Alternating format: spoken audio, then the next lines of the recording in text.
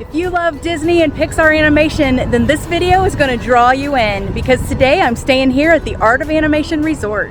And speaking of, do you know why the pencil had to stay in school? Because it needed to get a little more sketchy.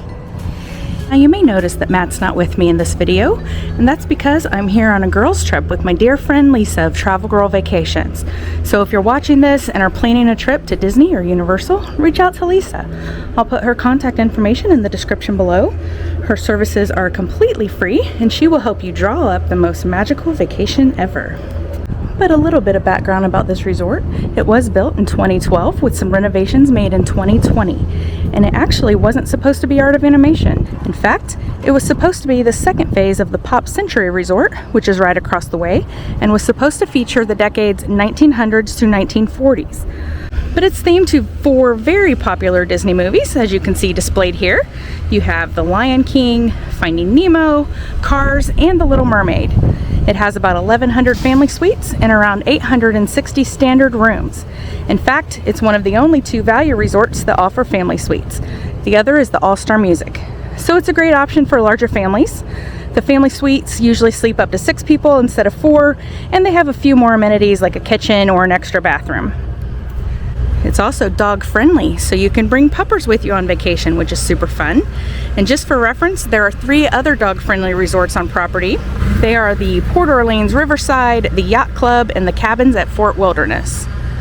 Now this resort is at the top of the pricing for value resorts, starting at around $230 to $510 per night, depending on the time of year. Closer to the holidays, I saw rates starting, for the family suites at least, as high as $844 a night. And that's just because even though it's considered a value resort, you still have access to the Skyliner, so you're paying a premium for that convenience. There's a lot to see and do here at this resort, so I'm going to be breaking it down frame by frame, as they say in the animation world. So let's get this plot rolling. And to start us off, we'll head into Animation Hall, which is the central lobby area of the resort. Now before we head in, I want to point out that there is luggage services desk over here to the right. This is where you can drop off your bags if your room isn't quite ready when you arrive, or they'll also hold them on your checkout day as well. They also will receive your food deliveries here. Now I will caveat this by saying if you have alcohol in your order, you will have to be physically present because they cannot accept orders with alcohol. Let's head inside now. There's a super cool chandelier in here that I've been dying to see in person. To the right is guest services in the registration area, so if you have any questions or concerns about your room, your bill, or just questions about the resort in general, you can stop here and talk to them. You can also pick up celebration buttons, which we did because I'm here celebrating my birthday. Oh wow, okay, so this is amazing. It features a replica storyboard art from the films that are represented here at this resort. Now it may be hard to see, but it's made up of a variety of drawings and autographs from animators, voice actors, and people who worked on these films. I'm seeing John Lasseter, founder of Pixar of course, Jodie Benson, voice of Ariel, Pat Carroll, voice of Ursula, and there's John Cooley. Now he's the screenwriter for Inside Out, which is one of my favorite Pixar movies, but he was also an intern and worked on the Cars movie, so he signed the Cars storyboard here. At the end of the lobby is the ink and paint shop. This is the merchandise shop here and also serves as the entrance to Landscape of Flavor, which is the quick service location here. But as you can see, it's adorably themed in here. All of the display cases are jars of paint, keeping with the animation theme of the resort, so that's a very cute detail. As with most Disney gift shops, you'll find a good variety of general Disney merch in here, from hats and t-shirts to plushies, mugs, and home goods. There's also a few items that are specific to the resort.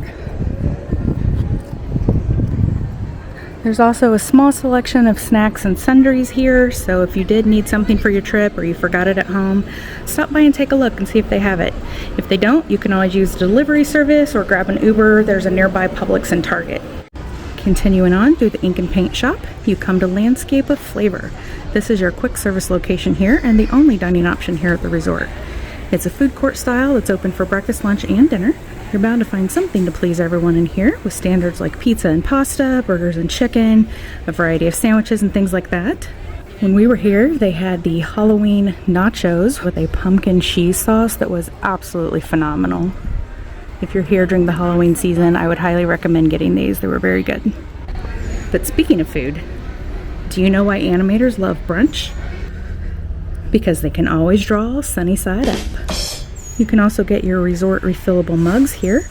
They're about $22, and once activated, they can be used here or at any of the resorts on property for up to 14 days after purchase. Now, you can't use them in the theme parks, but you could get a drink in the morning and take it into the theme parks with you. Now, if you're looking for a little arcade fun on vacation, check out the Pixel Play Arcade. It's actually pretty large compared to most of the other resorts I've stayed at. It looks like there's a lot of chairs and places to sit in here. Now, one thing to note, you will need a credit card or cash to obtain a play card to use the games. The average cost for most of the games is right around $1, but they can go up to about $5 a play as well. Okay, heading outside now.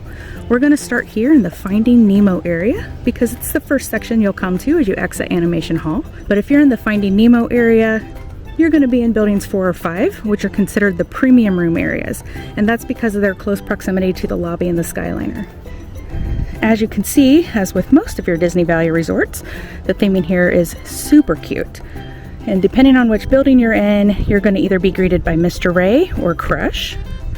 And as a little tip, if you're ever looking for the elevators at a value resort, just head to the giant characters in each section and you'll usually find them located behind there. Alright, now let's head to the Lion King area. This is the first section to the left of the Finding Nemo area if you're exiting Animation Hall. Immediately, you'll notice that you're leaving the underwater world and heading into more of a jungle landscape. This area contains buildings 6 and 10 and is still a family suites area. There's a lot of cute character theming in here, as well as a ton of photo ops. For instance, we're walking past Simba on Pride Rock here. The s'mores pits are also across from Simba. They usually have this going in early evenings and provide free marshmallows, but you can also purchase a s'mores kit from inside Animation Hall. Or you can just pack some graham crackers and chocolate from home and save a little money, especially if you want to indulge on s'mores multiple nights during your stay. Okay, now we've made it all the way to the left as we exited Animation Hall and are here in the Little Mermaid area. Now, this is the area we're going to be staying at on this trip. It is the furthest away from the main amenities, but that just means you have a little more time to spot who's its and what's its galore as you walk down the sidewalk. Ah yes, and a statue of Prince Eric. This is the one that Ariel had in her treasure cove from the movie. So keep an eye out. You're bound to spot gizmos and gadgets aplenty. Now, this area is the only area here with standard size rooms that can sleep up to 4 guests. You get rooms with a king bed or 2 double beds, and depending on which building you're assigned to, either 7, 8, or 9, you'll be greeted by Ariel and Flounder, King Triton, or even the bad sea witch herself, Ursula. Be careful not to let her trick you into giving up your voice. And for this visit, this is where we're staying, so let's get inside and check out our room. So we got a room on the 2nd floor of the Little Mermaid building and it overlooked the Skyliner, which was a nice surprise. And since we did check in on the app, we were able to go right into our room by using our magic bands to unlock the door. So let's see what it's like in here. First impressions, cute but very small. There are 2 double beds, complete with clamshell headboards and a little Flounder and Sebastian art piece. To the left, we had a small table and 2 chairs that had seashell backs. And I did like the cute details of the Under the Sea sheet music on the table. A small dresser and a happy birthday message waiting for me on the TV. Thanks, Lisa. But let's look closer at the dresser. At first glance, we thought there were 3 drawers for each of us, which seemed like adequate storage. But when we opened it, the right side actually hid the small refrigerator for the room, while the left side had 3 small drawers. So if you had 4 adults in the room, I guess you just have to draw straws to see who gets the 3 dresser drawer spaces. On a positive note, I did love the aqua color of the vinyl flooring and the theming details of the curtain that separated the vanity space, and also the art hanging on the walls. But overall, this was a very small room, even by value resort standards, and both beds had to share the tiny nightstand. Now let's look at the vanity area. Again, it was small. It had a nice rack for hanging clothes and a shelf above for some extra storage. Also had an iron and ironing board and a small room safe. The vanity itself only had 1 storage area below and it contained the hairdryer, but I did love all the details of the coral mirror hanging above. Now the toilet and the shower area was very surprising to me. First off, cute Ariel curtain with a nice mirror on the door. But behind the curtain was the surprise. It was themed to Ariel's Treasure Cove, and while it made the shower seem dark, it was a cool theming feature that I hadn't seen at other value resorts. And of course, it contained your definitely not H2O brand of bath products. Now, one area I wasn't able to visit on this trip is the Cars area, but I have walked through it before, so here's a few photos. The theming over here is absolutely adorable and really makes you feel like you're walking down Route 66. My favorite part of this area is the Cozy Cone Pool. The cones are actually cabanas, they're free to use and too cute for words. Now, before I end this video, a real quick mention about transportation here.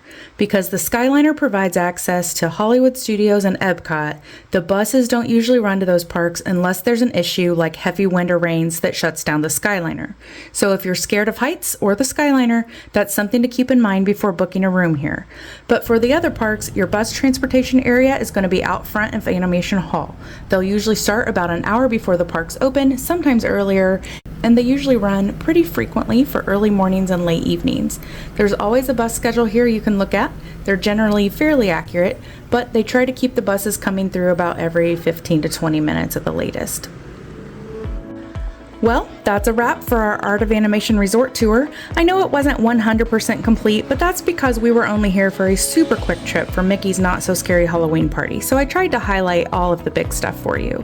There is a video up on the channel of the party if you'd like to check that out now. But hopefully we've provided enough information for you to decide if staying at Art of Animation is worth it for your family. If you enjoyed this video, we'd appreciate it if you give it a big thumbs up. That just helps YouTube know to circulate it to other viewers like yourself. Hope you enjoyed watching, friends. Take care, and we'll see you real soon.